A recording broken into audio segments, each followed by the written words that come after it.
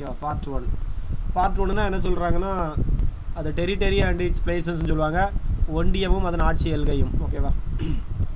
இந்த பார்ட் 1ல் சரத்து எதுலேருந்து எது வரைக்கும் போகுதுன்னா ஆர்டிக்கிள் 1லேருந்து 4 வரைக்கும் சொல்லுவாங்க.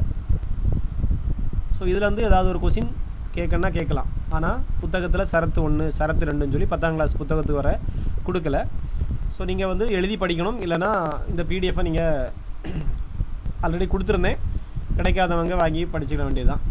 சரத்து 1னா அதாவது இந்தியாவினுடைய பெயர் மற்றும் அதனுடைய ஆட்சி எல்கைகளை பற்றி விளக்கக்கூடியது வந்து ஆர்டிக்கிள் 1ன்னு படிச்சுக்கிடுங்க.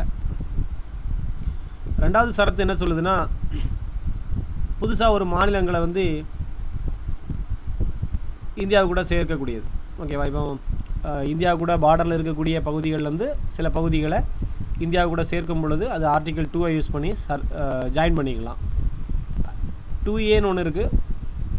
இந்த 2ஏ பற்றி கேட்டிருக்கிறாங்க கொஸ்டினில். 2ஏன்னா என்னதுன்னா சிக்கிம்னு ஒரு பகுதி இருக்குல்ல, அதனுடைய மாகாணத்தினுடைய அந்தஸ்து நீக்கப்பட்டு இந்தியாவினோட இணைக்கப்பட்டது. ஓகேவா. சிக்கிம் மந்திரத்தினுடைய மாகாண அந்தஸ்து நீக்கப்பட்டது வந்து 2ஏன்னு சொல்லுவாங்க.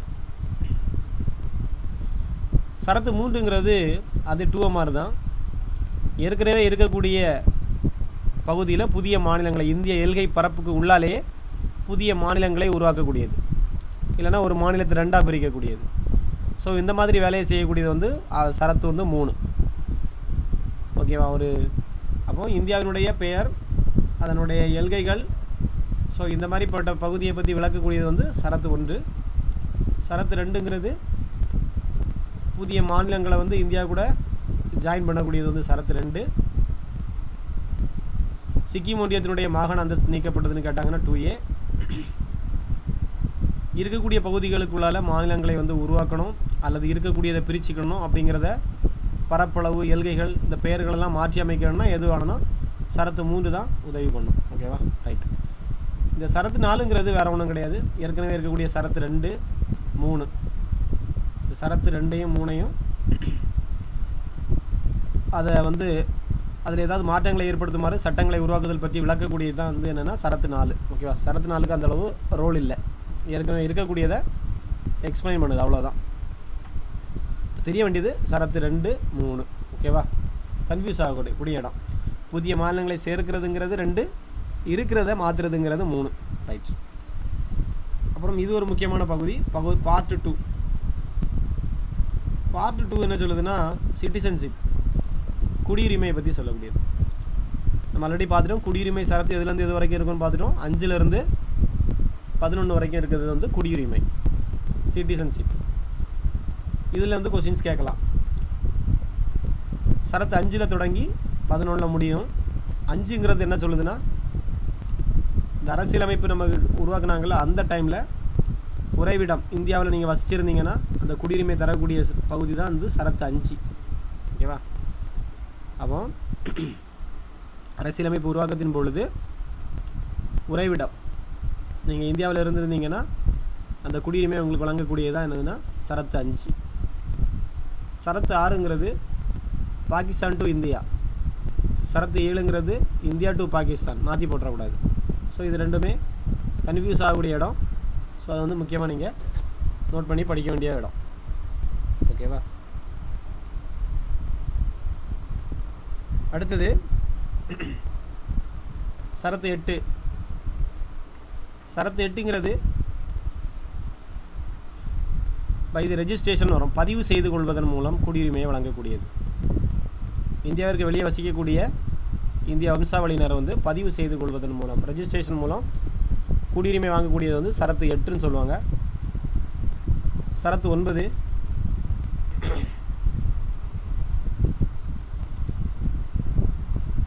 அடுத்த நாள் டெஸ்ட்டில் வந்து ஒரு 20 சரத்துக்களை வந்து நீங்கள் சாய்ஸ் கொடுக்காமல் எழுத வேண்டியது இருக்கும். ஓகேவா. 10 ஆக்சுவலாக 10 வைப்போம். 10 ஆர்டிகிள்ஸை வந்து கூட ஆட் பண்ணிக்கிடுங்க, அப்போ தான் படிப்பீங்க. 1லேருந்து 10 வரைக்கும் ஃபில்லிங் த பிளாங்க்ஸ் மட்டும்தான். ஓகேவா. ஸோ அப்போ வந்து சரத்துக்களை வந்து நம்ம கிளியர் பண்ணி விட்டுடலாம். சரத்துக்கள்லேருந்து கொஸ்டின்ஸ் வரும். ஸோ அந்த ஏரியாவை நீங்கள் கவர் பண்ணி ஆகணும். குறைஞ்சது ஒரு பாலிட்டி கொஸ்டின் பேப்பர் எடுத்திங்கன்னா ஒரு 3-4 சரத்துக்கள் இருக்கும். ஸோ அந்த 4 மார்க்கையும் அப்படி நம்ம எப்படி நினச்சணும் பல்காக பிடுங்கி எடுக்கணும், விட்டுறக்கூடாது. ஸோ ஸோ ஒரு 10 சரத்துக்களை நம்ம வந்து இந்த கொஸ்டினில் ஆட் பண்ணிக்கிட்டே இருக்கலாம். இல்லைனா நான் கொஸ்டினில் மறந்தால் கூட நீங்கள் ஆட் பண்ணி எழுதிக்கலாம். ஓகேவா, ஒரு 10 ஆட் பண்ணிவிடுங்க. ஒவ்வொரு டெஸ்ட்டுக்கும் ஒரு 10 ஆர்டிக்கிள் படித்து எழுதிக்கணும்.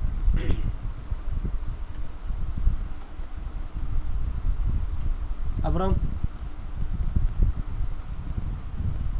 8 நான் ஒரு 10 பண்ணி சொல்கிறேன். ஓகேவா, நிறைய சொல்லலை, 10 சொல்கிறேன். அதுக்கு மேலே நீங்கள் கஷ்டப்பட வேண்டாம். 10 எக்ஸ்பிளைன் பண்ணிவிட்டு அந்த 10 நீங்கள் எக்ஸாம் எடுத்து எழுத கூட ஆட் பண்ணிக்கிடுங்க. சரத்து 9ங்குது குடியுரிமை இழக்கக்கூடியது. ஒரு ஆளுக்கு குடியுரிமை இந்தியாவிலேருந்து எப்படிலாம் அவங்களுடைய குடியுரிமையை கேன்சல் பண்ணலாம் அப்படிங்கிற முறையை பற்றி சொல்லக்கூடியது 9. 8ங்கிறது ரெஜிஸ்ட்ரேஷன், ஞாபகம் வச்சுருங்க. ரெஜிஸ்ட்ரேஷன் பண்ணி வெளிநாட்டவர் இந்தியாவில் வந்து குடியுரிமை வாங்கக்கூடிய முறைகள் வந்து 8ல் இருக்குது. 6ங்கிறது பாகிஸ்தான்லேருந்து இந்தியா வந்தவன். சரத்து 7ங்கிறது இந்தியாவிலேருந்து பாகிஸ்தானுக்கு போனவன். சரத்து 5ங்கிறது பிறப்பின் மூலம் அல்லது உறைவிடன் மூலம் குடியுரிமை பெறக்கூடிய முறையை வந்து சொல்லக்கூடியது 5. ஸோ இந்த ஏரியா முக்கியமான ஏரியா, கொஞ்சம் கவனமாக பார்த்துடுங்க. 10ங்கிறது கண்டினியூஷன். எந்த நம்பரையும் நம்ம 10 வரையும் எழுதிட்டு அந்த முறை கண்டினியூ பண்ணுவோம்ல, அப்படின்னு ஞாபகம் வச்சு படிச்சிட்டிங்கன்னா 10 வந்து கண்டினியூட்டி கொடுக்கக்கூடியது. சிங்கிள் டிஜிட்லேருந்து டபுள் டிஜிட்டுக்கு கன்வெர்ட் ஆகக்கூடியது. அதனால் கண்டினியூட்டின்னு பார்த்துடுங்க. இந்திய குடியுரிமையை தொடர்தல். ஸோ 10 வரைக்கும் சொல்லிவிட்டு அடுத்தது என்ன சொல்லுவோம், இன்னொரு பையனை ஒழிப்பு விட்டு 1ஆம் கிளாஸில் சொல்லுவாங்க. 1லேருந்து 10 சொல்லிட்டா அடுத்த நீ 10 முடிச்சுட்டு 11லேருந்து சொல்லுவோம்ல, அந்த மாதிரி தான் ஞாபகம் வச்சுருங்க. 10ங்கிறது கண்டினியூஷன், குடியுரிமையை தொடரக்கூடிய, இதை எக்ஸ்பிளைன் பண்ணக்கூடியது வந்து 10. 11ங்கிறது பாராளுமன்றத்தில் சட்டம் இயற்றணும். எதுக்கு இயற்றணும்? குடியுரிமையை ஒழுங்குபடுத்துவதற்காக பாராளுமன்றத்தில் சட்டம் இயற்றக்கூடிய மரபுகள் அல்லது விளக்கங்களை பற்றி சொல்லக்கூடியது வந்து ஆர்டிக்கிள் 11. சரியா? அப்போது 2 பார்ட் இன்னைக்கு பார்த்துருக்குறோம். ஃபஸ்ட்டு பார்ட் ஒன்றியமும் அதன் ஆட்சி எல்கையும், தலைப்பு ஞாபகம் வச்சுருங்க. பார்ட் 1 சரத்து 1லேருந்து எது வரைக்கும் இருக்குதுன்னு கேட்டாச்சுன்னா 4. இடையில ஒரு 2A ஒன்று இருக்குது, அது ஞாபகம் வச்சுருங்க. 2Aனா சிக்கிம் ஞாபகம் வச்சுருங்க, சிக்கிட்டு.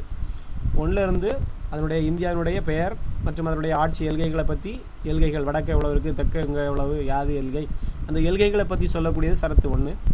சரத்து 2ங்கிறது புதுசாக ஒரு மாநிலத்தை இந்தியா கூட லிங்க் பண்ணுறது, அது ஜாயின் பண்ணுறது. ஓகேவா? 3ங்கிறது ஏற்கனவே உள்ளால் இருக்கக்கூடிய மாநிலங்களை வந்து பெயர்களை மாற்றவோ எல்கையை மாற்றவோ அல்லது ஆந்திரா தெலுங்கானா பிரித்தாங்களா, இந்த மாதிரி பிரிக்கக்கூடியதுக்கு வந்து எது வேணும்னா 3 வேணும். 4ங்கிறது இந்த 2ஆவதையும் 3ஆவதையும் பற்றி விளக்கக்கூடியது வந்து 1வது அட்டவணை மற்றும் 4வது அட்டவணைகளில் மாற்றங்களை ஏற்படுத்துமாறு சட்டங்களை உருவாக்கக்கூடியது வந்து எது சொல்லுதுன்னா இந்த சரத்து 4. பார்ட் 2 சிட்டிசன்ஷிப், இதுலேருந்து எது வரைக்கும் இருக்குன்னா 5லேருந்து 11 வரைக்கும்னு சொன்னேன். சரத்து 5ங்கிறது இயல்பாக உறைவிடம் மூலமாக குடியுரிமை, அந்த சட்டம் எழுதும் பொழுது அது நடைமுறைக்கு வரும் பொழுது இந்தியாவில் உறைவிடம் மூலம் குடியுரிமை வழங்கக்கூடியது வந்து ஆர்டிக்கிள் 5. ஆர்டிக்கிள் 6ங்கிறது பாகிஸ்தான் டு இந்தியா, மறந்துடக்கூடாது. இந்தியா டு பாகிஸ்தான் போட்டக்கூடாது. இந்தியா டு பாகிஸ்தானுங்கிறது 7. ஓகேவா? ரைட்டு. 8ங்கிறது என்னது, ரெஜிஸ்ட்ரேஷன், பை த ரெஜிஸ்ட்ரேஷன். அதாவது இந்தியாவிற்கு வெளியே வசிக்கக்கூடியவங்க இந்தியாவில் குடியுரிமை வேணும்னு சொல்லி விண்ணப்பிக்கும் பொழுது அவங்க ரெஜிஸ்ட்ரேஷன் செய்து குடியுரிமை வாங்கக்கூடியது வந்து சரத்து 8ன்னு சொல்லுவாங்க. சரத்து 9ங்கிறது குடியுரிமை எப்படிலாம் இழக்கலாம் அப்படிங்கிற முறையை பற்றி சொல்லக்கூடியது சரத்து 9. 10ங்கிறது குடியுரிமையை தொடர்வதற்கான முறைகளை பற்றி சொல்லக்கூடியது 10. 11ங்கிறது பாராளுமன்றத்தில் குடியுரிமை சம்பந்தமாக அந்த சட்டங்களை வந்து இயற்றக்கூடியதை வந்து சொல்லக்கூடியது வந்து சரத்து 11. ஓகேவா? ரைட்டு. ஸோ இது என்றைக்குமே மறக்கக்கூடாது அப்படின்னு ஞாபகம் வச்சுருங்க. வாய்ப்பாடு எப்படி டேபிள் படிப்பீங்களோ அதே மாதிரி இது டக்குன்னு வந்துக்கிட்டே இருந்துச்சுன்னா பாலிட்டியில் வரக்கூடிய கொஸ்டின்ஸ் வந்து நீங்கள் ஈஸியாக வந்து ஸ்கோர் பண்ணலாம். ஓகேவா? ரைட். சரி, அப்போ இன்றைக்கி பாலிட்டியில் சரத்துக்கள் வந்து 11 பார்த்துருக்குறோம். ஓகேவா? டெய்லி எந்த கிளாஸ் இருந்தாலும் இதை வந்து நம்ம ஒரு மேக்ஸுக்கு ஈக்குவலாக நம்ம கொண்டு போகிறோம். ஓகேவா? இந்த சரத்துக்கள் 400க்கு மேலே இருக்குது. நம்ம அப்படி கொஞ்சம் கொஞ்சமாக பிரித்து கொண்டு போகிறோம். கிளியராக படிச்சிருவோம். 10 படிச்சிருங்க டெய்லி. ஓகேவா? ஈஸியாக கொண்டு போகிறேன். அப்புறம் இன்னொரு டாபிக் நடுவண் அரசு. ஆல்ரெடி நான் அந்த டாபிக் எடுத்தாச்சு, இருந்தாலும் ஸ்கூல் புக்கில் இருந்து கவர் பண்ணுறோம். நடுவண் அரசுனா வேறு ஒன்றும் கிடையாது. ஆல்ரெடி நம்ம வந்து பாலிட்டி ஃபஸ்ட் லெசன் பார்த்து முடிச்சிட்டோம், டெஸ்ட்டும் எழுதிட்டோம். யாருக்கும் அந்த டவுட்டும் இருக்காது அப்படின்னு நினைக்கிறேன். ஃபஸ்ட் லெசனில் நல்லா தான் பண்ணியிருப்பீங்க. திருப்பி ஒருக்கா ரிவைஸ் பண்ணுங்கள், மறந்துருக்கும். திரும்பி ஒருக்கா நீங்கள் இந்த ஸ்கூல் புக்கை எடுத்தாச்சுனாலே பாலிட்டி செகண்ட் லெசன் படிக்க போனாலும் ஃபஸ்ட் லெசன்லேருந்து ஒருக்கா ஸ்பீடாக ஒரு ரிவைஸ் பண்ணிவிட்டு முக்கியமான பாயிண்ட்ஸ் எல்லாம் இதெல்லாம் ஞாபகம், எந்த இயரு, சர்க்காரியா, ராஜமன்னார் குழு, அப்புறம் அந்த முக்கியமாக அது அடிக்கடி அந்த பூஞ்சி ஆணையம், வெங்கடாச்சலையா குழு, இந்த மாதிரி விஷயங்களுடைய வருஷங்கள், இந்த மாதிரி அப்புறம் வேறு என்னது அந்த ஆர்டிகிள்ஸு, அந்த அந்த அந்த உரிமை, இந்த உரிமை, சமய உரிமை, சுரண்டலுக்கு எதிரான உரிமை, அப்படி வரிசையாக இருக்குல்ல அந்த பாக்ஸு. அப்புறம் வேறு என்னெல்லாம் கொடுத்துருக்காங்களோ அது அவ்வளோ. அந்த அம்பேத்கர் பற்றி அந்த வார்த்தைகள் இருக்கும்ல, டிபிஎஸ்பியை இதை சொன்னார், இதயமான்மான் இதை சொன்னார், ஆர்டிகிள் 32 அதை பற்றி பிறகு அந்த என்னது நீதி பேராணைங்களா, அந்த ஆமாம் பேராணைகள், அப்புறம் இப்படிப்பட்ட விஷயங்கள்லாம் லைட்டாக டக்கு டக்கு டக்கு டக்குன்னு ஞாபகப்படுத்திட்டு அப்படி போயிட்டே இருக்கணும். சரியா? அப்படின்னா மறக்காது. சரி, அடுத்தது இன்றைக்கி உள்ளதை பார்த்துருவோம். இதுவும் அதே மாதிரி தான் பார்ட் 5க்குள்ளே போகுது. மத்திய அரசுனாலே பார்ட்டு 5, அது ஃபஸ்ட்டு ஞாபகம் வைக்கணும். கொஸ்டின் கேட்டால் இதுலேருந்து ஒரு கொஸ்டின். அப்புறம் எதுலேருந்து எது வரைக்கும் ஆர்டிக்கிள் போகுதுன்னா, நம்ம ஆல்ரெடி 51A வச்சு ஒரு ஏ 51A 51A அப்படி தான் நான் எதை படித்தோம்ல, அப்படி கே வரைக்கும் 11 கடமைகள் பார்த்தீங்கல்ல, ரைட். அதே மாதிரி 52லேருந்து வரீங்க.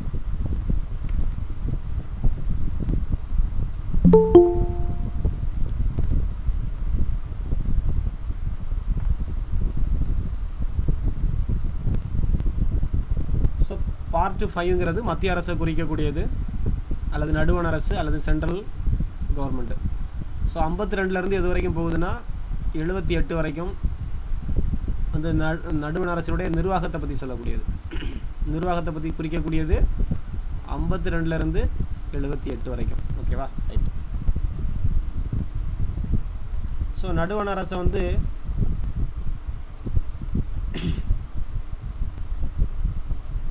மூணாக பிரித்து வச்சுருப்பாங்க. நான் பார்த்தா தெரியுதுல, நிர்வாகம், சட்டமன்றம், நீதித்துறை. ஓகே, இது 3 உள்ளடக்கியது தான் மத்திய அரசுன்னு சொல்லுவாங்க. அப்புறம் அப்படி வாங்க, 3 நிர்வாகங்கள் நான் சொல்லிட்டாங்க, 3 அங்கங்கள். அந்த அங்கங்கள் தான் ஒன்று நிர்வாகம், ஒன்று சட்டமன்றம், இன்னொன்று ஜுடிஷியரியில் வரக்கூடியது நீதித்துறை. ஓகேவா? ரைட்டு.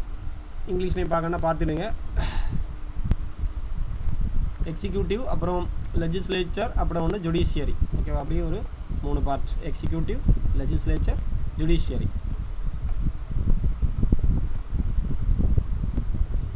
அதே மாதிரி நடுவண் நிர்வாகம் என்பது யார் இங்கே முக்கியமாக வராங்கன்னு பார்த்தீங்கன்னா, குடியரசுத் தலைவர்,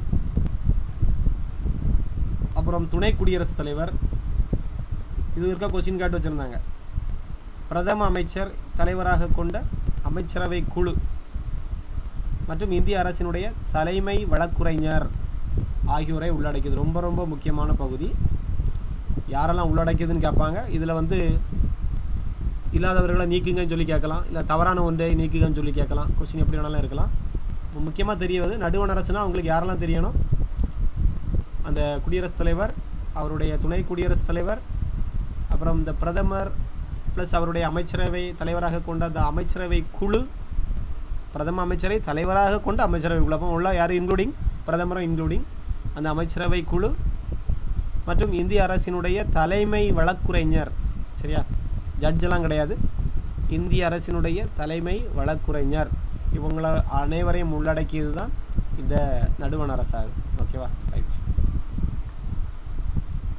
இங்கிலீஷில் பார்த்தீங்கன்னா யாரெல்லாம் வராங்க? பிரசிடெண்ட் வராங்க, vice president, and the council of ministers headed by the prime ministers and the attorney general of India, AGI. ஓகேவா? AGI, attorney general of India.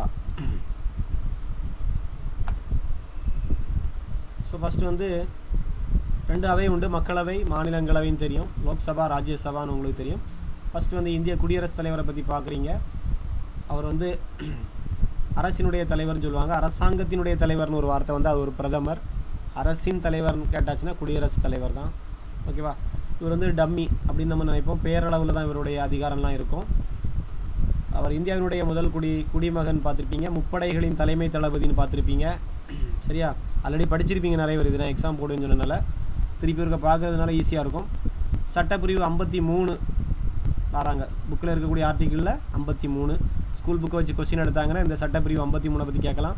53 படி குடியரசுத் தலைவர் எவ்வாறு நேரடியாகவோ அல்லது அவருடைய சார்நிலை அலுவலர்கள் மூலமாகவோ நிர்வாக அதிகாரங்கள் அப்படின்னு கேட்டால் என்னது வரும்? 53. குடியரசுத் தலைவருடைய நிர்வாக அதிகாரங்கள் பற்றி சொல்லக்கூடியது எதுன்னு கேட்டாங்கன்னா 53. ஞாபகம் வச்சுருங்க. இந்தியாவிற்கு குடியரசுத் தலைவர் ஒரு ஆள் இருக்க வேண்டும் என்று சொல்லக்கூடியது எதுன்னு கேட்டாங்கன்னா 52. இந்தியாவிற்கு குடியரசுத் தலைவருங்கிற ஒரு ஆள் வேணும் அப்படிங்கிறத சொல்லக்கூடியது ஆர்டிகிள் 52.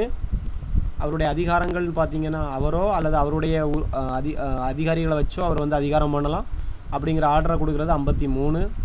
54ங்கிறது எலெக்ஷனை பற்றி சொல்லக்கூடியது. 56ங்கிறது அவருடைய பதவி காலத்தை பற்றி குறிப்பிடக்கூடியது. நம்ம ஆர்டிகிள் படிப்போம்ல, அதில் தெளிவாக படிக்கலாம். இருந்தாலும் ஸ்கூல் புக்கில் என்னெல்லாம் இருக்கோ அதை பற்றி நீங்கள் கிளியராக படிச்சுக்கணும். சரி, அப்போ ஸ்கூல் புக்கில் இருக்கக்கூடிய ஒரே ஒரு நான் இதெல்லாம் எழுதி வச்சுருந்தேன். உங்களுக்கு 10ஆம் கிளாஸ் புத்தகத்தில் இருக்கக்கூடியது பார்த்தீங்கன்னா சட்டப்பிரிவு 53 மட்டும் தான் இருக்குது. 53 தான் என்னது, குடியரசுத் தலைவர் எப்படி நேரடியாகவோ அல்லது அவருடைய சார்நிலை அலுவலர்கள் மூலமாகவோ யாரை நடுவண் அரசினுடைய நிர்வாக அதிகாரங்களை அரசியல் அமைப்பின்படி இவர் வந்து செயல்படுத்துவார். 53. அப்புறம் இதில் ஒரு முக்கியமான பகுதி என்ன இருக்குது, இந்த தேர்தலில் போட்டியிடுவதற்கான தகுதிகள் எதுன்னு கேட்பாங்க. முக்கியமாக அவருடைய வயது நீங்கள் தெரிஞ்சு வச்சுக்கணும். குடியரசுத் தலைவராவதற்கு தேவையான வயது வந்து ஸ்டேட்மெண்ட்டில் கேட்பாங்க. கொஸ்டின் எவ்வளோவா இருக்கணும், 35 வயது கம்ப்ளீட் ஆகிருக்கணும். சரி, அது 30 25ன்னு கொடுத்துருப்பான். அந்த ஸ்டேட்மெண்ட் தப்பு. 35 கம்ப்ளீட் ஆகிருந்தால் தான் அவர் வந்து தேர்தலில் போட்டியிட முடியும்.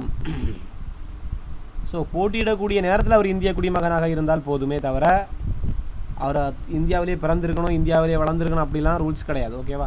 ஒருக்கா ஸ்டேட்மெண்ட்டில் இப்படி கூட கேட்டு வச்சுருந்தாங்கன்னு நினைக்கிறேன். அவர் வந்து அது வரைக்கும் வெளிநாட்டில் இருந்துட்டு அந்த டைமில் இந்திய குடிமகனாக இங்கே அப்பாயின்மெண்ட் வாங்கிட்டு வந்தால் கூட அவருக்கு வந்து என்ன தகுதி இருக்குது, தேர்தலில் போட்டியிடுவதற்கான தகுதி இருக்குது. ஸோ 35 வந்து கம்ப்ளீட்டாக இருக்கணும். அப்புறம் வேறு எந்த இதுலேயுமே அவர் வந்து என்ன இருக்கக்கூடாது, ஊதியமோ பெறக்கூடிய அரசு வேலைகளில் அவர் வந்து இருக்கக்கூடாது. இருந்தால் அதை ராஜினாமா பண்ணிடணும். முக்கியமாக அவருடைய தகுதிகள்னு பார்த்தீங்கன்னா மக்களவை உறுப்பினராவதற்கான தகுதியை அவர் பெற்றிருக்க வேண்டும். மக்களவையில் உறுப்பினராவதற்கான தகுதிகள் என்னெல்லாம் கொடுத்துருக்காங்களோ அந்த தகுதிகள்லாம் அவர் வந்து ஃபுல்ஃபில் பண்ணியிருக்கணும். அதே மாதிரி 50 வாக்காளர்கள் முன்மொழியணும், 50 வாக்காளர்கள் வந்து அவரை வந்து வழிமொழியவும் செய்யணும். ஓகேவா? அப்படி இந்த வாக்காளர் குடும்பத்தினால் அவரை வந்து வழிமொழியும் செய்தால்தான் அவர் வந்து தேர்தலில் நிற்கவே முடியும். ஓகேவா? சரி, ரைட்டு. இதெல்லாம் வந்து முக்கியமாக குடியரசுத் தலைவரை பற்றி தெரியணும். முப்படைகளின் தலைமை தளபதி எதுன்னு கேட்பாங்க. அவர் யார், இந்த குடியரசுத் தலைவர் தான். அரசினுடைய தலைவர்னு கேட்டால் இவர் தான். பேரளவில் நிர்வாகம் 53 தெரியணும், சரத்து. ஓகேவா? அடுத்தது அவருடைய வீடு எங்கே இருக்குதுன்னு பார்த்தீங்கன்னா என்ன இருக்குது, 3 வீடு இருக்குது அவருக்கு. ஒன்று புதுடெல்லியில் இருக்குது, அதுக்கு பேர் தான் அவர் அங்கே தான் அடிக்கடி இருப்பார், ராஷ்டிரபதி பவன் அப்படின்னு சொல்லுவாங்க. அப்புறம் அலுவலகமும் வீடும் ஒரே இடத்துல தான் இருக்குது. அப்புறம் சிம்லாவில் ஒரு வீடு வச்சுருக்கிறாரு, அந்த கட்டிடத்துக்கு பேர் ரிட்ரீட் கட்டடம். அப்புறம் இன்னொரு இடம் இருக்குது ஹைதராபாத், அது வந்து ராஷ்டிரபதி பவன் கிடையாது, ராஷ்டிரபதி நிலையம். இங்கே ராஷ்டிரபதி பவன் போட்டிருப்பாங்க, டெல்லியில் இருக்கக்கூடியது. ஸோ இந்த பேர் அடிக்கடி உங்களுக்கு நியூஸ்லலாம் வந்திருக்கும், ராஷ்டிரபதி பவன், ராஷ்டிரபதி பவன். ஆகஸ்ட் 15 அந்த டைம்லலாம் அணிவகுப்பெல்லாம் நடத்திட்டு இருப்பாங்களா, சரி, இல்லை குடியரசு தினத்துலலாம் நடத்திருப்பாங்க, ராஷ்டிரபதி பவன் சொல்லுவாங்க அடிக்கடி. அப்புறம் ராஷ்டிரபதி நிலையம் எங்கே இருக்குதுன்னு பார்த்தீங்கன்னா ஹைதராபாத்தில் இருக்குது. சரி, இந்த 3 இடத்துலையும் அவர் அப்பப்போ விசிட் பண்ணி அங்கே வந்து பார்த்துக்கலாம். அந்த ஏரியாவுடைய இதை வந்து இவர் வந்து ஆராய்ச்சி பண்ணிக்கலாம். ஓகேவா? ஆராய்ச்சியில் அதிகாரம் பண்ணிக்கலாம். தேர்தலை பற்றி சொல்லக்கூடிய 2, ஒன்று 54 இருக்குது, 55 இருக்குது.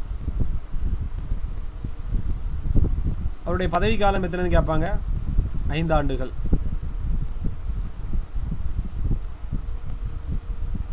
சரி, இவரை தேர்ந்தெடுக்க யாரெல்லாம் எந்த முறையில் தேர்ந்தெடுப்பாங்கன்னு ஒரு கொஸ்டின் கேட்பாங்க. என்ன இருக்குது, ஒற்றை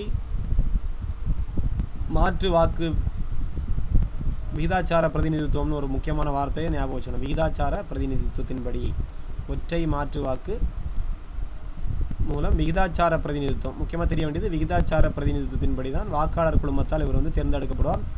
நம்ம வந்து ஓட்டு போட்டு அவர் வந்து தேர்ந்தெடுக்கப்பட மாட்டார். ஓகேவா? பிரதமருக்கு நம்ம ஓட்டு போட்டு தேர்ந்தெடுக்கிறோம்னு வச்சுக்கோங்களேன். ஆனால் இதுக்கு அப்படி கிடையாது. இவங்களுக்கு வந்து யாரெல்லாம் போவாங்கன்னு பார்த்தீங்கன்னா, இந்த குடியரசுத் தலைவர் தேர்தலில் பங்கெடுப்பவர்கள்னு பார்த்தீங்கன்னா எல்லா மாநிலத்திலேருந்து கூட போவாங்க. மக்களவையில் தேர்ந்தெடுக்கப்பட்ட உறுப்பினர்கள், மாநில சட்டமன்ற உறுப்பினர்கள், தேசிய தலைநகர் டெல்லி மற்றும் புதுச்சேரியின் தேர்ந்தெடுக்கப்பட்ட உறுப்பினர்கள், இந்த இவ்வளோ வரையும் சேர்ந்த வாக்காளர் குடும்பத்தால் அவர் வந்து தேர்ந்தெடுக்கப்படுவார். ஓகேவா? தெரிஞ்சு வச்சுக்கோங்க. எங்கேருந்து இங்கே உள்ள எம்எல்ஏ இருக்கிறாங்கல்ல, அதான் மாநில சட்டமன்றத்தில் உறுப்பினர்கள். அப்புறம் தேசிய தலைநகரில் அதே மாதிரி மக்களவையில் இங்கே உள்ள எம்பி, அப்புறம் எம்எல்ஏ, அப்புறம் தேசிய தலைநகரில் டெல்லி, புதுச்சேரி 2 இடத்துலையும் தான் வந்து யூனியன் பிரதேசத்தில் எலெக்ஷன் நடக்கக்கூடிய 2 பகுதி இதுதான். அந்த 2 பகுதியும் உள்ள உறுப்பினர்கள்லாம் என்ன பண்ணிக்கலாம், இந்த குடியரசுத் தலைவர் தேர்தலில் பங்கெடுத்துக்கலாம். ரைட்.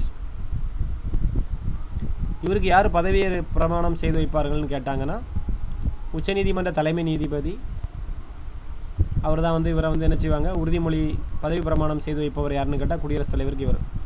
பதவிக்காலம் 5 ஆண்டுகள். மீண்டும் தேர்ந்தெடுக்கப்பட தகுதியுடையவர் யார்? மீண்டும் தேர்ந்தெடுக்கப்பட தகுதியுடையவர் தான் இந்த குடியரசுத் தலைவர். அப்போ இதுவரைக்கும் என்னென்ன ஆர்டிகல் படிச்சிங்கன்னு தெரியுங்களா? 53, 52 நாங்கள் எக்ஸ்ட்ரா சொல்லி தந்த பாயிண்ட்ஸ் தான். 52னா குடியரசுத் தலைவர் ஒரு ஆள் வேணும் அப்படிங்கிறத சொல்லக்கூடியது ஆர்டிகல் 52. 53 அவருடைய அதிகாரங்கள். 54 55 வந்து எலெக்ஷன்ஸ். 54 50 வந்து எலெக்ஷன்ஸ் பற்றி சொல்லக்கூடியது. ஓகேவா? ரைட்டு. அப்புறம் குடியரசுத் தலைவருடைய அதிகாரங்கள் ஃபஸ்ட் வந்து நிர்வாக அதிகாரங்களை பற்றி சொல்லுது. இது ரொம்ப முக்கியமானது பார்த்துருங்க. 77. இப்போ இந்த அரசாங்கத்தினுடைய ஒவ்வொரு நிர்வாக நடவடிக்கையும் யாருடைய பேரில் தான் நடக்கும்னு பார்த்தீங்கன்னா குடியரசுத் தலைவருக்கு பேர்லேயே தான் மேற்கொள்ளப்படும்.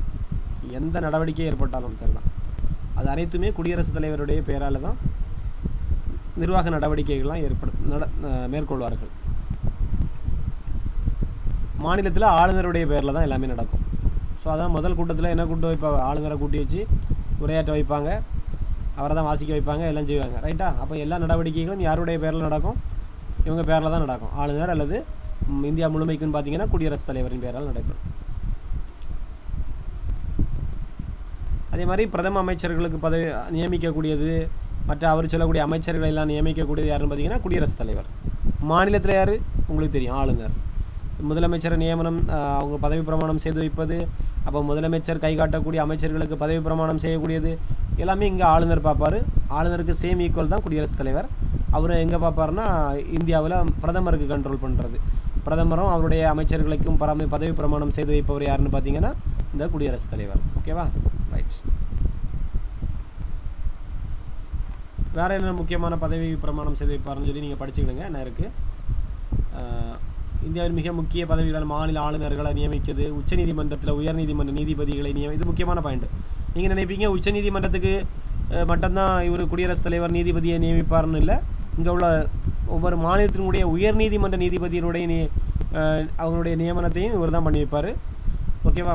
அந்த இதெல்லாம் பண்ணி வைப்பார். ஆனால் மாவட்ட நீதிபதிகளை நியமிப்பது தான் யாருன்னா ஆளுநரில் வருவாங்க. ஓகேவா? ரைட்.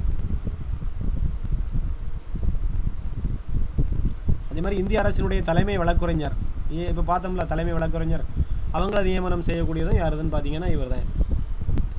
அதே மாதிரி ஆடிட் பண்ணக்கூடிய தலைமை கணக்கு தணிக்கையாளர், தலைமை தேர்தல் ஆணையர், அப்புறம் அவர் கூட உள்ள 2 தேர்தல் ஆணையர்கள், அந்த யூபிஎஸ்சின்னு சொல்ல நடுவண் அரசு பணியாளர் தேர்வாணையத்தினுடைய தலைவர், இவங்களெல்லாம் நியமனம் செய்வது யாருன்னு பார்த்தீங்கன்னா குடியரசுத் தலைவர் தான்.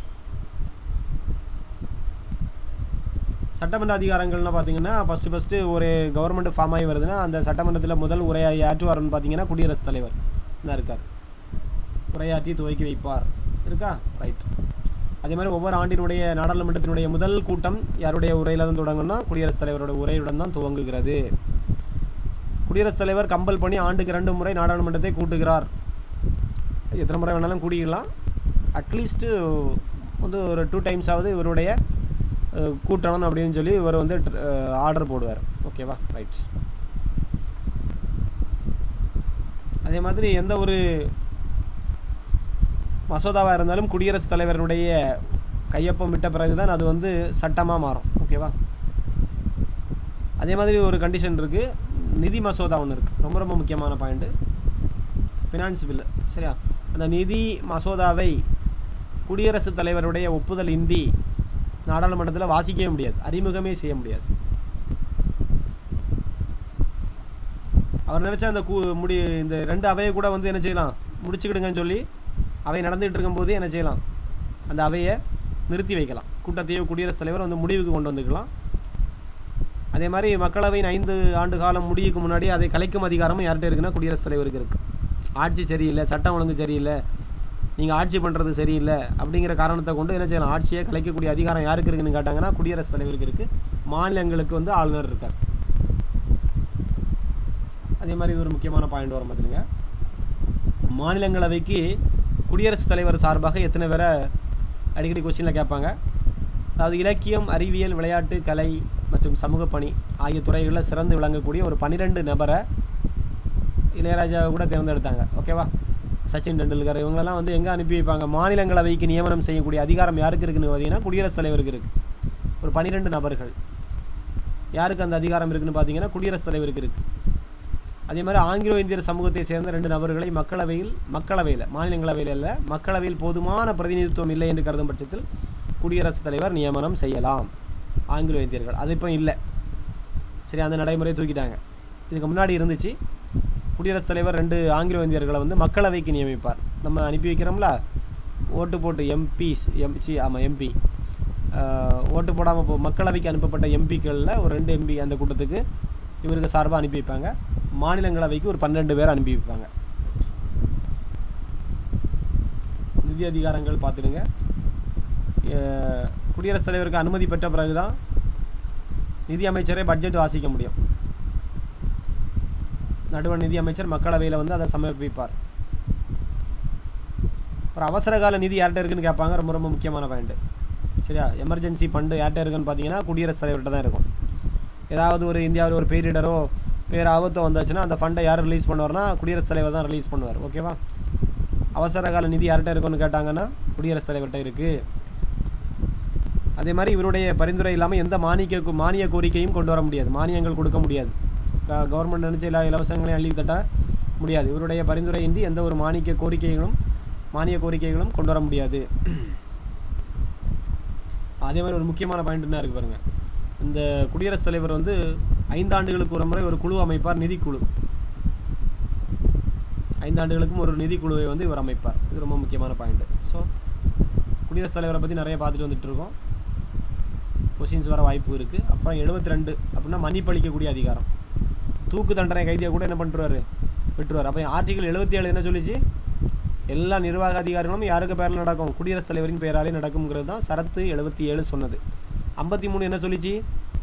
குடியரசுத் தலைவருடைய அதிகாரங்கள். ஓகேவா? 52ங்கிறது குடியரசுத் தலைவர் ஒரு ஆள் இருக்க வேண்டும். 54 55ங்கிறது எலெக்ஷனை பற்றி சொல்லியிருந்தது. ஓகேவா? இப்போ 77 வந்து என்ன சொன்னேன்? அனைத்து நிர்வாக செயல்பாடுகளும் குடியரசுத் தலைவரின் பெயராலே நடைபெறும். ஓகேவா? ரைட்டு. அவருக்கு எவ்வளோ வயசு கம்ப்ளீட் ஆகிருக்கணும்? குடியரசுத் தலைவர் தேர்தலில் நிற்கணும்னா 35 வயது நிரம்பி இருக்க வேண்டும். எவ்வளோ வாக்காளர்கள் முன்மொழிய வேண்டும்? 50 வாக்காளர்கள் முன்மொழியவும் 50 வழிமொழியவும் வேண்டும் சொல்லி பார்த்துருப்பீங்க. ஓகேவா? ரைட்டு. அப்புறம் ஒவ்வொரு ஆண்டும் எத்தனை முறை அவர் அட்லீஸ்ட் கூட்ட சொல்லுவார் நாடாளுமன்றத்தை? 2 முறை. ஓகேவா? ஞாபகம் வச்சுருங்க. ஒவ்வொரு ஆண்டின் துவக்க கூட்டத்தை யார் உரையாற்றி தொடங்குவார்? குடியரசுத் தலைவர் உரையாற்றி தொடங்குவார். அப்புறம் இவர் யாரெல்லாம் நியமனம் செய்வார்னு பார்த்தீங்கன்னா உச்சநீதிமன்றம், உயர்நீதிமன்றம், அப்புறம் தேர்தல் ஆணையர்கள், யூபிஎஸ்சி, அப்புறம் இந்த மாதிரி அட்டார்னி, அந்த அவர் வந்து முதன்மை தலைமை, அவர் யார் வாயில் வர மாட்டேங்குது, ஜட்ஜ், இந்த அவர் யார், வக்கீல், அதான் தலைமை அட்டார்னி ஜெனரல். ஓகே, இவங்களெல்லாம் நியமனம் செய்பவர் யாருன்னு பார்த்தீங்கன்னா குடியரசுத் தலைவர். அப்புறம் எந்த நிதி மசோதாவையும் இவருடைய ஒப்புதல் இன்றி செயல்படுத்த முடியாது, ஒப்புதல் இன்றி வாசிக்கக்கூட முடியாது. அப்புறம் எந்த அரசையும் கலைக்கக்கூடிய அதிகாரம் யார்கிட்ட இருக்குன்னு கேட்டால் இவர்கிட்ட தான் இருக்குது. இவருடைய பதவிக்காலம் 5 ஆண்டுகள். ஒரு 12 நபர்களை எங்கே அனுப்புவார்? மாநிலங்களவைக்கு நியமிக்கிறார். 2 ஆங்கிலோ இந்தியர்களை மக்களவைக்கு நியமிக்கிறார். அது தற்போது இப்போ நடைமுறையில் இல்லை. சரி, இவ்வளோ முக்கியமாக பார்த்துட்டு வந்தீங்க, அப்படிதானே? ரைட். அப்புறம் முக்கியமாக 5 ஆண்டுகளுக்கு ஒரு முறை நிதிக்குழுவை அமைப்பவர் யாருன்னு கேட்டால் குடியரசுத் தலைவர். ஸோ ரொம்ப லைனாக படித்து வச்சுருங்க. அப்புறம் நீதி அதிகாரங்கள் நான் என்ன சொன்னேன்? அவருடைய மன்னிப்பளிக்கக்கூடிய அதிகாரம் 72. தூக்கு தண்டனை கைதியை கூட அவர் என்ன பண்ணலாம்? நிறுத்தி வைக்கலாம், குறைக்கலாம், தண்டனையை குறைக்கலாம், ஒத்தி வைக்கலாம், அவரை வந்து மன்னிப்பளித்து விடுவிக்கலாம். இந்த அதிகாரங்கள்லாம் யார்கிட்ட இருக்குன்னு பார்த்தீங்கன்னா குடியரசுத் தலைவர்கிட்ட இருக்குது. இராணுவ அதிகாரங்கள் 53(2). இது ரொம்ப முக்கியமான சரத்து. தலைமை தளபதிங்கிறது சொல்கிறது வந்து அவருடைய அதிகாரங்களில் 2வது சப்டிவிஷன் வந்து தலைமை தளபதி. 53(2). அப்புறம் வெளிநாட்டு தூதர்களை வரவேற்பார், வெளிநாட்டுக்கு போவார். ஒப்பந்தங்கள், எல்லா ஒப்பந்தங்களும் யாருக்கு பேரில் நடக்கும்னா உடன்படிக்கைகளும் ஒப்பந்தங்களும் இவருக்கு பேரில் தான் நடக்கும். குடியரசுத் தலைவரின் பேரிலே நடைபெறும். ரைட். நெருக்கடி கால நிலையை பாருங்கள். நான் சொல்லி தந்திருக்கேன். ஆர்டிகல் 352 ஆர்டிகிள் 356 இதெல்லாம் ஞாபகம் இருக்கா? 360 இது வந்து தேசிய அவசர நிலை, இது ஸ்டேட் எமர்ஜென்சி, இது வந்து ஃபினான்சியல் எமர்ஜென்சி. ஓகேவா? இந்த 3 அதிகாரமும் நெருக்கடி நிலை அதிகரிக்கக்கூடிய அதிகாரம் யார்கிட்ட இருக்குன்னு பார்த்தீங்கன்னா குடியரசுத் தலைவர்கிட்ட இருக்குது. அப்புறம் கேரளா மற்றும் பஞ்சாப் மாநிலங்களில் அதிகபட்சமாக எத்தனை முறை குடியரசுத் தலைவர் ஆட்சி நடைமுறைப்படுத்தப்பட்டுள்ளதுன்னு கேட்டால் 9 முறை. குடியரசுத் தலைவர் எப்படி நீக்கலாம்னா சட்டப்பிரிவு 61 பதவி நீக்கம் செய்யப்படலாம். குடியரசுத் தலைவரையே பதவி நீக்கம் செய்யப்படலாம். எதுக்காக?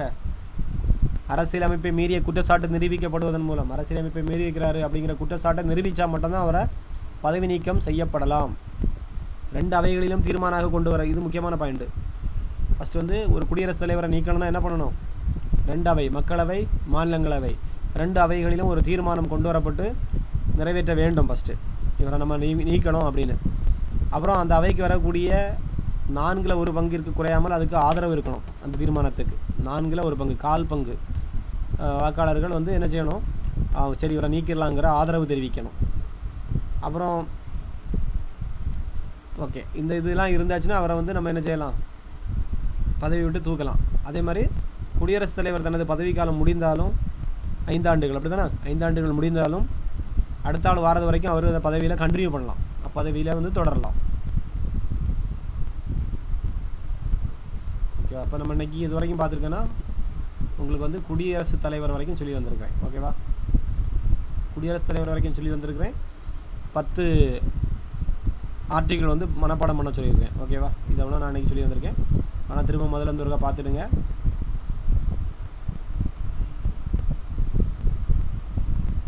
பார்ட் 5 மத்திய அரசை பற்றி சொல்லக்கூடியது, 52லேருந்து 78 வரைக்கும் நிர்வாகத்தை பற்றி சொல்லக்கூடியது. அப்புறம் 3ஆக பிரித்தோம், நிர்வாகம், சட்டமன்றம், நீதித்துறை. அதுக்கு கீழே யாரெல்லாம் வரான்னு பார்த்து, நிர்வாகத்துக்கு கீழே வரக்கூடியதுன்னு பார்த்தீங்கன்னா இந்திய குடியரசுத் தலைவர், அப்புறம் துணை குடியரசுத் தலைவர், பிரதமர், அவருடைய அமைச்சரவை குழுக்கள். சட்டமன்றத்தில் 2 இருக்குது, நாடாளுமன்றத்தில் மாநிலங்களவை, மக்களவை, ஒன்று ராஜ்யசபா, ஒன்று லோக்சபா. இந்த 543 உறுப்பினர்கள் இருக்கிறாங்க, மக்களால் தேர்ந்தெடுக்கப்பட்டவர்கள். இந்த 2 உறுப்பினர்கள் இப்போ கிடையாது. அதே மாதிரி இங்கே 238 ப்ளஸ் குடியரசுத் தலைவர் கொடுக்கக்கூடிய ஒரு 12, மொத்தம் 250 எங்கள் மாநிலங்களவைக்கு. ஓகேவா? ரைட்.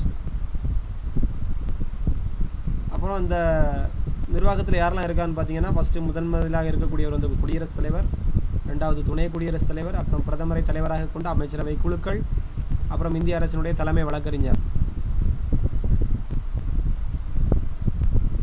அப்புறம் இந்திய குடியரசுத் தலைவர் வந்து 52 பற்றி பார்த்தோம், தலைமை வேணும், முப்படைகளினுடைய தலைமை தளபதி, 53ல் 2. அப்புறம் 53ங்கிறது எதை பற்றி சொல்லுதுன்னு பார்த்தீங்கன்னா அவருடைய நிர்வாக அதிகாரங்களை பற்றி சொல்லுது. எவ்வளோ கம்ப்ளீட் ஆகுன்னு பார்த்தோம், 35 வயது பூர்த்தி அடைந்தவராக இருக்க வேண்டும். அப்புறம் 50 வாக்காளர்கள் முன்மொழியணும், 50 வாக்காளர்கள் வழிமொழியணும். அப்புறம் அவருடைய வீடு எங்கே இருக்குன்னு பார்த்தீங்கன்னா 3 இடத்துல, ஒன்று ராஷ்டிரபதி பவன் குடியரசுத் தலைவருடைய இல்லம், அலுவலகம் 2 ஒரே கட்டிடத்தில் இருக்குது. அப்புறம் சிம்லாவில் உள்ள ரிட்ரீட் கட்டிடம், ஹைதராபாத்தில் உள்ள ராஷ்டிரபதி நிலையம். அப்புறம் அவருடைய தேர்தலை பற்றி சொல்லக்கூடிய 54, 55 எந்த முறையில் அவர் தேர்ந்தெடுக்கப்படுவார்னு கேட்டால் விகிதாச்சார பிரதிநிதித்துவம் அப்படிங்கிற முறையின் மூலமாகத்தான் அவர் தேர்ந்தெடுக்கப்படுகிறார். நேரடியாக மக்களால் தேர்ந்தெடுக்கப்படுவதில்லை. யாரெல்லாம் பார்த்தீங்கன்னா எம்பி, எம்எல்ஏ மக்களால் தேர்ந்தெடுக்கப்பட்டவர்கள். ஓகேவா? மக்களால் தேர்ந்தெடுக்கப்பட்ட மக்களவை உறுப்பினர்கள், மாநில சட்டமன்றத்தில் உள்ள உறுப்பினர்கள், எம்எல்ஏஸ், அப்புறம் 2 யூனியன் பகுதி பிரதேசத்தில் உள்ள உறுப்பினர்கள் கலந்து கொள்வார்கள். ஏன்னா அங்கே எலெக்ஷன் நடக்கும், ஒன்று டெல்லி, ஒன்று பாண்டிச்சேரி. ஸோ அங்கே உள்ள உறுப்பினர்கள்லாம் போய் வாக்களிப்பாங்க. யாருக்கு? இந்த எலெக்ஷனில் குடியரசுத் தலைவர் தேர்தலில் இந்த வாக்களிக்க போவாங்க. அவருடைய பதவிக்காலம் 5 ஆண்டுகள். மீண்டும் தேர்ந்தெடுக்கப்படலாமான்னு கேட்டாங்க. ஆம், எஸ், மீண்டும் தேர்ந்தெடுக்கப்படலாம். ஒரு தடவை ஜெயித்த பிறகு 5 ஆண்டுகள் முடிந்த பிறகும் அவர் வந்து திரும்பியும் எலெக்ஷனில் நிற்கலாம், ஜெயிக்கலாம், மீண்டும் குடியரசுத் தலைவர் ஆகலாம். ரைட்ஸ். அப்புறம் 77ங்கிறது ஒவ்வொரு நடுவண் அரசினுடைய ஒவ்வொரு நிர்வாக நடவடிக்கையும் யாருடைய பேரில் நடைபெறும்னு கேட்டிங்கன்னா குடியரசுத் தலைவருடைய பேரில் தான் நடைபெறும். அப்புறம் இவர் யாருக்கெல்லாம் பதவி பிரமாணம் செய்து வைப்பார்னு பார்த்தோம். பிரதமரையும் அவருடைய அமைச்சர்களையும் குடியரசுத் தலைவர் தான் நியமிக்கிறார். அப்புறம் அவருடைய துறைகளில் இவர் ஒதுக்கீடு செய்கிறார். முக்கியமான பதவிகளான மாநில ஆளுநர்கள், உச்சநீதிமன்றம், உயர்நீதிமன்ற தலைமை நீதிபதிகள், இதர நீதிபதிகள், இந்திய அரசினுடைய தலைமை வழக்குரைஞர், தலைமை கணக்கு தணிக்கையாளர், தேர்தல் ஆணையர் மற்றும் 2 தேர்தல் ஆணையர்கள், நடுவண் அரசு பணியாளர் தேர்வாணையத்தினுடைய தலைவர். வெளிநாடுகளுக்கான தூதர்களில் நியமனம் செய்பவர் யாருன்னு கேட்டால் இவர் தான். யார் வெளிநாடுகளுக்குங்கிறது தூதர் அனுப்புவாங்கள்ல, அதெல்லாம் நியமனம் செய்பவர் யாருன்னு கேட்டால் குடியரசுத் தலைவர். அப்புறம் சட்டமன்றத்தில் இவர் வந்து புதிய கவர்மெண்ட் ஃபார்ம் ஆச்சுன்னா முதல் கூட்டத்தை இவர் தான் தலைமையேற்று உரையாற்றி துவங்கி வைப்பார். அதே மாதிரி ஆண்டுக்கு முதல்ல தொடங்கக்கூடிய கூட்டத்திலையும் இவர் தான், ஒவ்வொரு ஆண்டிலும் முதல் கூட்டத்தில் இவர் தான் உரையாற்றி துவங்கி வைப்பார். அப்புறம் ஆண்டுக்கு 2 முறை கட்டாயம் கூட்ட சொல்வார். ஏதாவது பெண்டிங் மசோதாலாம் இருந்தாச்சுன்னா அதை பற்றி திருப்பி அனுப்பி அதை திரும்ப இது பண்ண சொல்லுவார். அதே மாதிரி நிதி மசோதாவை வாசிக்கணும்னா இவருடைய அனுமதியெல்லாம் வாசிக்க முடியாது. 2 அவைகளுடைய கூட்டத்தையோ இல்லை கூட்டத்தையோ நிறுத்தி வைக்க ஒரு பவர் இருக்குது. அந்த அவையை கலைக்கக்கூடிய அதிகாரமும் அந்த கவர்மெண்ட்டை கலைக்கக்கூடிய அதிகாரமும் யார்கிட்ட இருக்குது? குடியரசுத் தலைவர்கிட்ட இருக்குதுன்னு பார்த்தீங்க. ஒரு 12 நபர்களை இவர் வந்து தேர்ந்தெடுத்து எந்த அவைக்கு அனுப்பலாம்? மக்களவைக்கு அல்ல, மாநிலங்களவைக்கு அனுப்பலாம். 2 ஆங்கிலோ இந்தியர்களை மக்களவைக்கு அனுப்பலாம். தற்பொழுது அது கிடையாது. இதை பார்த்தீங்க. அப்புறம் அவருடைய நிதி அதிகாரங்கள்னு பார்த்தீங்கன்னா அவசரகால நிதி யார்கிட்ட இருக்குதுன்னு கேட்டிங்கன்னா குடியரசுத் தலைவர்கிட்ட தான் அவசரகால நிதி இருக்கும். ஏதாவது எதிர்பாராத நிகழ்வுகளின் மூலம் செலவு கவர்மெண்ட்டுக்கு ஏற்பட்டுச்சுன்னா அந்த நிதி அவர் வந்து ரிலீஸ் பண்ணுவார். அப்புறம் 5 ஆண்டுகளுக்கு ஒரு முறை நிதிக்குழு அமைப்பவர் யாருன்னு கேட்டாச்சுன்னா யார்? பிரதமராக குடியரசுத் தலைவர்னு கேட்டால் குடியரசுத் தலைவர். தலைமை தளபதி 53ல் 2. அப்புறம் 72வது பிரிவின்படி தண்டனையை நிறுத்தி வைக்கும் அதிகாரம் யாருக்கு இருக்குது பார்த்தீங்கன்னா குடியரசுத் தலைவருக்கு இருக்குது. வெளிநாட்டு தூதர்கள், ராஜதந்திர இதெல்லாம் பார்க்கக்கூடியது யாருன்னு பார்த்தீங்கன்னா குடியரசுத் தலைவருக்கு தான் இருக்குது. அப்புறம் அவசர நிலைகள் 352, 356, 360 மூணையும் போடக்கூடியது யாருன்னு கேட்டிங்கன்னா குடியரசுத் தலைவர் தான் இது பண்ணுவார், அப்ளை பண்ணுவார். அதிகபட்சமாக 9 முறை குடியரசு ஆட்சி எங்கே நடந்திருக்குன்னு பார்த்தீங்கன்னா கேரளாவிலையும் பஞ்சாப்லேயும். 61 படி என்ன பண்ணலாம்? அவருடைய பதவியை வந்து காலி பண்ணலாம். யாருடைய பதவியை? குடியரசுத் தலைவரை நீக்கலாம், பதவி விட்டு நீக்கலாம். 61 சொல்லுது. அப்புறம் ஒரு குடியரசுத் தலைவர் பதவி 5 ஆண்டுகள் முடிந்தாலும் அடுத்த குடியரசுத் தலைவர் வரது வரைக்கும் அவர் அந்த பதவியை கண்டினியூ பண்ணலாம். இவ்வளோ நம்ம அன்றைக்கி பார்த்து முடிச்சிருக்கோம். ஓகேவா? ரைட்டு. மீதி உள்ளதை அடுத்த கிளாஸில் பார்த்துடலாம். துணை குடியரசுத் தலைவர், பிரதமர் இவங்களெல்லாம் வந்து அடுத்த கிளாஸில் பார்த்து முடிச்சிடும்.